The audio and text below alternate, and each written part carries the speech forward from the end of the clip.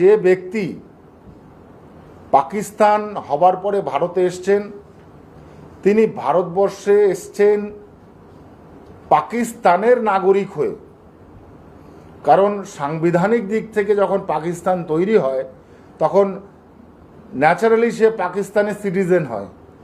তাই যখন সে ভারতে এসেছেন পাকিস্তানের নাগরিক ছিলেন এবং তাকে ভারতে এসে ভারতবর্ষের সিটিজেনশিপ নিতে হবে।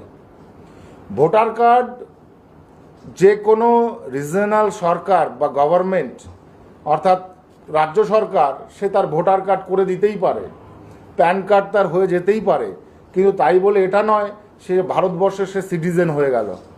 তার জন্য তাকে প্রুভ করতে হবে সে ভারতবর্ষের সিটিজেন এবং তার জন্য সিটিজেনশিপ অ্যাপ্লিকেশন করা দরকার।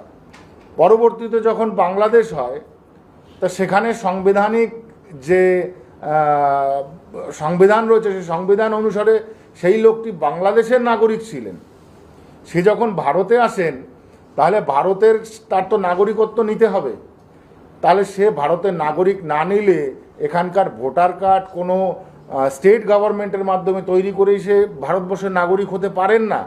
এটা ভারতবর্ষের সংবিধানের কাছে সম্পূর্ণ সংবিধান বিরোধী একটা বিষয়। কিন্তু আমরা দেখছি যে এটা নিয়েই বেশি পরিমাণে আলোচনা হচ্ছে, যেটা কিনা সম্পূর্ণ সংবিধান বিরোধী কথা প্রত্যেকটা স্টেট গভর্নমেন্ট বলছে, যারা কিনা এই সিএর বিরোধিতা করে এই সমস্ত কথা বলছে।